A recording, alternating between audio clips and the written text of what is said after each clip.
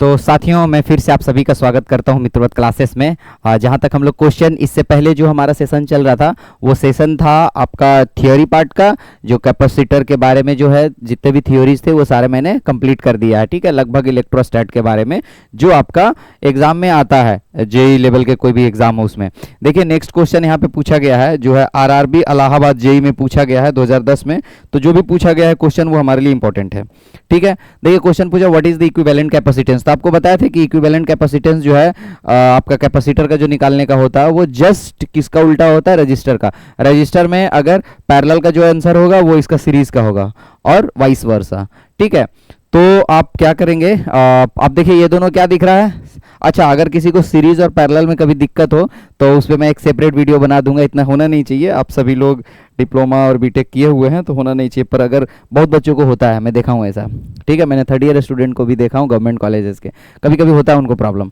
तो आप देखिए ये दोनों जो है सीरीज में है। ठीक है, तो 20 और 10 अगर सीरीज में है तो आर इक्विवेलेंट जो है सी इक्विवेलेंट कैसे निकलेगा, जस्ट रजिस्टर का उल्टा। तो रजिस्टर में क्या होता था, सीरीज में ऐड होता था, तो यहाँ पे ऐड नहीं होगा, जो पैरेलल का वहाँ होता था प्रोडक्ट बाई सम। दो का जब भी निकालना हो इक्विवेलेंट, रजिस्टेंस में पैरेलल का और कैपेसिटेंस में सीरीज का, तो प्रोडक्ट बाई सम। तो 20 इंटू 30 प्रोडक्ट और सम कितना हो गया 50। ठीक है, पहले मैं ये दो का निकाल लेता हूँ, ये दो का निकाल लेता हूँ, फिर उसके साथ इसको पैरेलल निकालेंगे, फिर उसके साथ ये दोनों को सीरीज में निकालेंगे। तो कितना हो गया आपका, यहाँ से ये 0 से ये 0 कैंसिल हो गया और 5 से ये 6 टाइम से कट गया, तो आ गया 12 माइक्रोफेराड। ठीक है, 12 माइक्रोफेराड आ गया सिर्फ ये दोनों का, ये दोनों का। तो अब मेरा कैसा बन गया सर्किट, देखिए थोड़ा बेसिक से बता देते हैं, बार बार नहीं बताएंगे, एक बार बता देते हैं आप, फिर हमेशा ऐसे ही कीजिएगा। तो अब क्या हो जाएगा आपका, अब हमारा ये दोनों मिलके एक सिंगल बन गया 12 का, ये 12 वो दोनों ऊपर वाला, और नीचे आपका क्या बचा 20 का, और इधर क्या है रहने दीजिए उसको 10 और 10। ठीक है, इसको रहने दीजिए, हमको ये दोनों के बीच में निकालना है, ए और बी के बीच में। ये ए पॉइंट है और ये बी पॉइंट है। ठीक है, ये 10 सब माइक्रोफैराड है, मैं माइक्रोफैराड नहीं लिख रहा हूँ। ये 12 और ये 20। अब ये दोनों क्या है, पैरेलल में है, तो पैरेलल में क्या होगा, ऐड हो जाएगा, जस्ट रजिस्टर का उल्टा। तो 12 और 20 32 हो जाएगा सीधा। तो 32, तो अब उसको हटा के ऐसा बना दीजिए, ये ए पॉइंट है, 32 और 10 और 10 ऐसा ही बचा ए और बी के बीच में, सर्किट ऐसा ही बचा। तो क्या 32 है और ये 10 है और ये 10 है, तो कैसे निकलता है आर इक्विवेलेंट, अभी बताए थे कि दो का प्रोडक्ट बाई सम कर सकते हैं। ठीक है, तो दो दो का ही कीजिए, पहले ये दोनों का कर लीजिए प्रोडक्ट बाई सम, फिर उसके साथ इसका कर लीजिएगा। ये तरीका नहीं तो 1/c equivalent equal to 1/c1 plus 1/c2 plus 1/c3 वैसे भी कर सकते हैं। तो दोनों ऑप्शन है, तो मुझे तो शॉर्ट लगता है कि प्रोडक्ट बाई सम वाला ही मुझे शॉर्ट लगता है। तो पहले ये दोनों का करते हैं, फिर उसके साथ इसका कर देंगे। तो ये दोनों का क्या हो, प्रोडक्ट बाई सम 20। ठीक है, 5 आ गया, तो ये दोनों 5 आ गया, 32 इधर रहने दीजिए, और ये 5 आ गया, ये 32 और ये 5। ठीक है, ए और बी के बीच में यही बचा, ये दोनों धीरे धीरे रिड्यूस होते चला जा रहा है। अब 32 और 5 सीरीज में, तो प्रोडक्ट बाई सम फिर से कर दीजिए। तो कर देते हैं प्रोडक्ट बाई सम 32 और 5 का।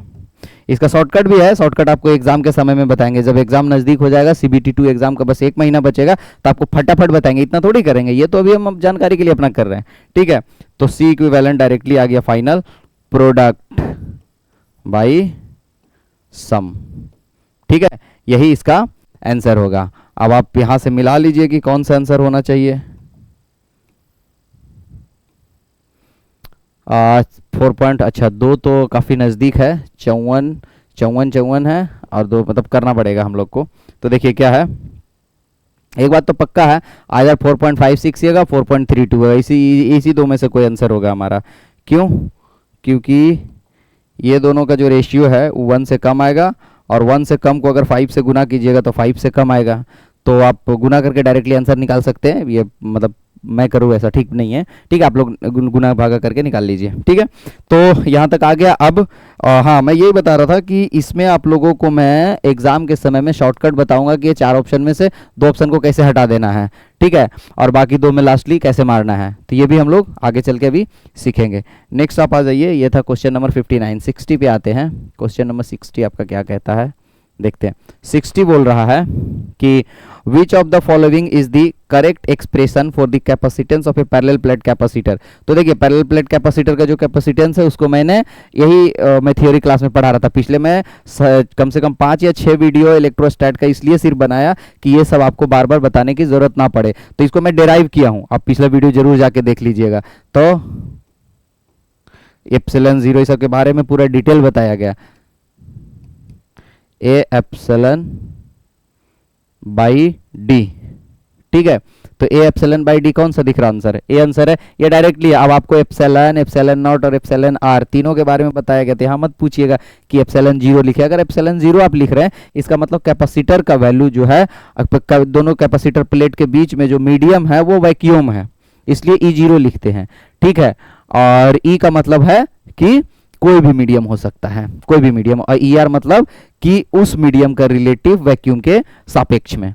तो समझ में अब आ गया है, और ये आप लोग को इसका डेरिवेशन में किया हुआ पिछले वीडियो जाके देख लीजिए, ठीक है। ये क्वेश्चन पूछा हुआ है जेई में, आरआरबी मुंबई जेई में, तो ये इंपॉर्टेंट है हमारे लिए। अब नेक्स्ट आते हैं 61 पे, क्वेश्चन नंबर 61 क्या बोलता है देखते हैं। हाँ, इसके बाद भी किन्हीं को डाउट हो तो आप क्वेश्चन पूछ सकते हैं, आपका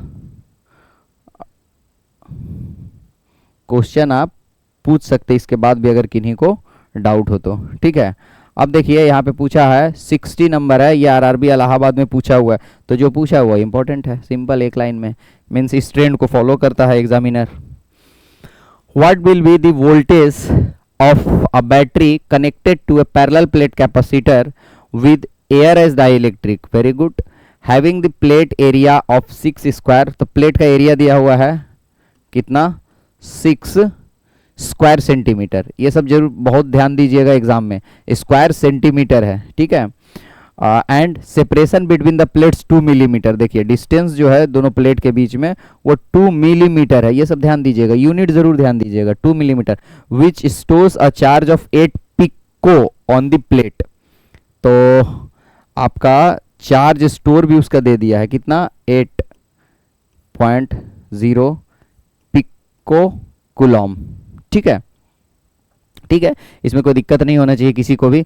अब है इसमें 2-3 चीज बातें हैं कि पिको का मतलब क्या होता है, पिको मतलब कितना, जिसको पिको का जानकारी नहीं है, पिको का मतलब कितना होता है, पी है, फेम्टो का मतलब क्या होता है, मेगा का मतलब क्या होता है, गीगा का मतलब क्या होता है, तो ये सब का एक बोलिएगा तो मैं शेड्यूल दे दूंगा, पर है बहुत छोटा चीज़, आप लोग ऐसे चाहें तो कहीं से भी याद कर सकते, नहीं तो मैं नेक्स्ट वीडियो में आऊँगा तो पूरा एक मिली सेंटी डेसीमीटर डेका जितना है सबका पावर बता दूंगा कि कितना है, कितना होता है, ठीक है। अब इसमें क्या पूछा है, कैपेसिटेंस पूछा है, तो कैपेसिटेंस पूछा तो एक चीज़ याद रखिए आप लोग, एयर अगर बोल दिया, देखिए मीडियम बोल दिया, चार्ज क्या बोला ना कि एप्सिलॉन किस पे डिपेंड करेगा, एप्सिलॉन किस पे डिपेंड करेगा, एप्सिलॉन डिपेंड करेगा कि बीच का मीडियम क्या है, तो बीच का मीडियम को इन्होंने दे दिया है आपका एयर, तो एयर का ER1 होता है, ये आप लोग भी पढ़े होंगे, ठीक है।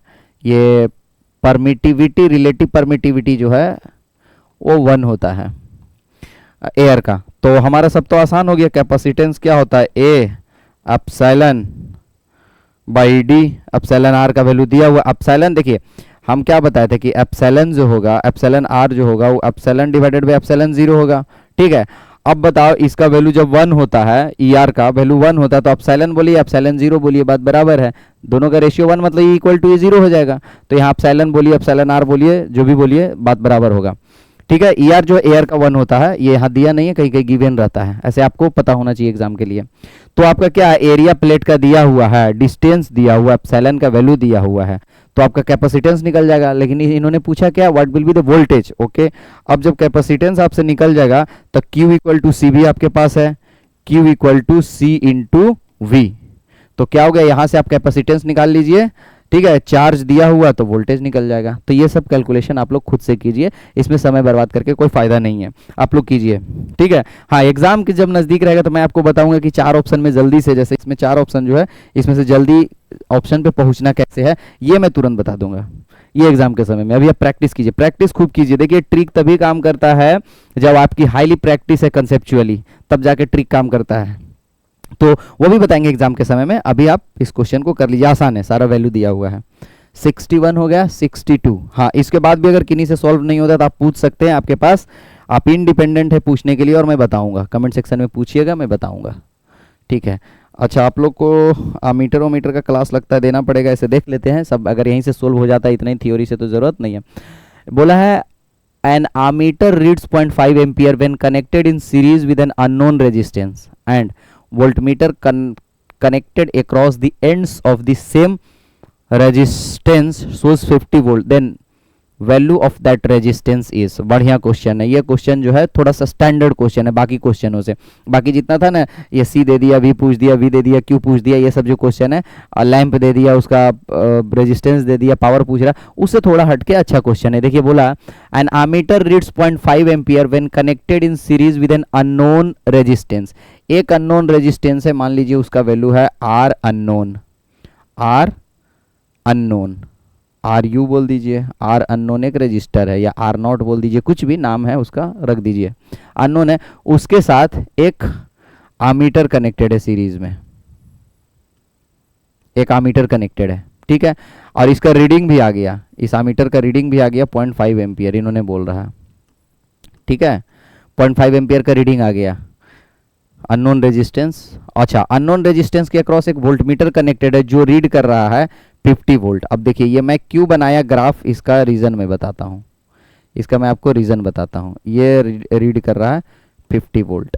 ये ग्राफ बनाने का मेरा साफ मतलब है कि आप लोग को ये समझ में आना चाहिए कि किसी भी सर्किट में आमीटर को हमेशा सीरीज में जोड़ते हैं और वोल्टमीटर को पैरेलल में जोड़ते हैं, तभी वोल्टेज रीड करेगा, ठीक है। ये फिगर बनाने का मेरा बस यही मतलब है। हालांकि यहाँ पे लिख दिया है, देखिए यहाँ पे लिख दिया कि आमीटर को सीरीज में लगाएं, क्वेश्चन को आसान कर दिया। अगर नहीं भी ऐसा बोले तो आपको, आप इलेक्ट्रिकल इंजीनियर हैं, आपको इतना समझ होना चाहिए कि आमीटर को हम सीरीज में लगाते हैं किसी भी सर्किट का, नहीं तो करंट कैसे मेजर करेगा, लगाना पड़ेगा ना। और वोल्टेज को जो है जिसके अक्रॉस भी वोल्टेज हमको मेजर करना, उसके अक्रॉस पैरेलल में हम कनेक्ट करेंगे वोल्टमीटर को। तो ये फिगर बनाने का मेरा यही मकसद था। इतना 50 वोल्ट है, पूछ रहा है कि अननोन रेजिस्टेंस का वैल्यू बताइए, ठीक है बना देते हैं। देखिए यहां से एक और चीज, थ्योरी सीखते जाइए इसी के साथ। वोल्ट मीटर जो होता है, आइडियल वोल्ट मीटर एक, उसका इंटरनल रेजिस्टेंस जो होता है वो कैसा होना चाहिए, पहले तो पैरेलल में कनेक्टेड रहेगा और वैल्यू इनफाइनाइट होना चाहिए। ये चार चीज मैं शायद मैं बताया हूं, चार चीज मैं बताया हूं, volt meter, ammeter, voltage source और करंट सोर्स, ये चारों का जो है इंटरनल रेजिस्टेंस जो होता है उसका वैल्यू कितना होना चाहिए आइडियली, और कैसे कनेक्टेड होता है, ये मैं चारों बताया हूं। आप जाके वीडियो में जरूर देखिएगा, आज से 5, 7, 8 वीडियो पहले मैं इसको बताया हूं, ठीक है। बहुत बढ़िया से बताया गया, तो आप समझ लीजिए। अब यहाँ काम आने वाला है, जो वोल्टमीटर है उसका इंटरनल रेजिस्टेंस पैरेलली कनेक्टेड होता है और लगभग इनफाइनाइट वैल्यू होता है आइडियल का, ठीक है। तो इसका पक्का हो गया कि अगर इनफाइनाइट वैल्यू होती इधर से कोई करंट नहीं जाएगा, मतलब जो भी इधर से करंट आ रहा था वो इनफाइनाइट वैल्यू के रेजिस्टेंस में क्यों जाएगा, करंट हमेशा जो है वो शॉर्ट रेजिस्टेंस पाथ को फॉलो करता है। तो ये जो I.5 आ रहा था ये पूरा का पूरा इसी के अंदर जाएगा, इतना पक्का हो गया। अब जब 0.5 इसमें जाएगा तो इसके अक्रॉस वोल्टेज ड्रॉप कितना होना चाहिए, I into R voltage drop, और वो उसका वैल्यू 50 दिया हुआ, इसी का वोल्टेज ड्रॉप तो ये मेजर कर रहा है ये वोल्टमीटर, ठीक है। स्टिल किसी को डाउट है तो आप मुझे कमेंट सेक्शन में जरूर पूछिएगा, ये बिल्कुल अंदर की टेक्निकल बात है, इंजीनियरिंग की बात है।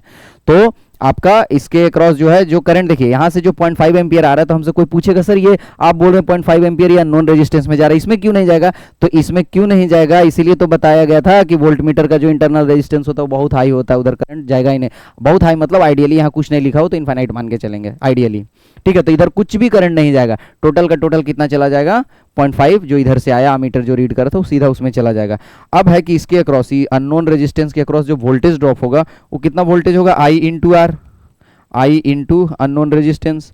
अब देखिए वोल्टेज जो है वो इसी वोल्टेज को तो रीड कर रहा है, ये तो 50 वोल्ट हो गया वोल्टेज, और इधर I कितना 0.5, और अननोन रेजिस्टेंस हमको निकालना है, तो निकल गया unknown resistance, R unknown is nothing but 50/0.5, ठीक है।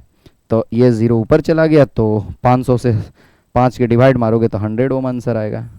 तो अननोन रेजिस्टेंस का वैल्यू कितना आ गया 100 ओम। इसमें किसी को डाउट है तो पूछिए, अच्छा क्वेश्चन था। इस टाइप का क्वेश्चन जब आता है तो जो अच्छे से तैयारी कर रहे हैं वही बना पाते हैं, ठीक है। तो हो गया आपका आंसर ए, ये अच्छा क्वेश्चन था, RRB इलाहाबाद में पूछा हुआ था। ये हो गया आपका क्वेश्चन नंबर 62। 62 के बाद हम कहाँ आ जाएं, 63 आपका क्या है,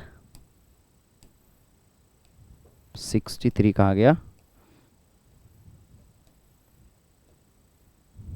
63 में पूछा है आपका determine the capacitance in farad of a parallel plate capacitor placed in air if the area of the parallel plate capacitor is इतना and the distance between the plate is 2। देखिए इसमें तो इससे जो पहले क्वेश्चन बनाए थे उसमें तो कम से कम जो एरिया था और डिस्टेंस था वो एसआई में नहीं दिया हुआ था, मिलीमीटर में था। चेंज करने का जरूरत पड़ता हमको, मिलीमीटर सेंटीमीटर स्क्वायर सब में था। इसमें तो चेंज भी करना नहीं, देखिए फर्स्ट क्लास एसआई में दिया हुआ मीटर स्क्वायर और डिस्टेंस भी मीटर में दिया हुआ, एयर बोल दिया था, ई आर का वैल्यू 1 हो गया, सब कुछ पता है। तो directly capacitance equals to A epsilon not upon E epsilon by D.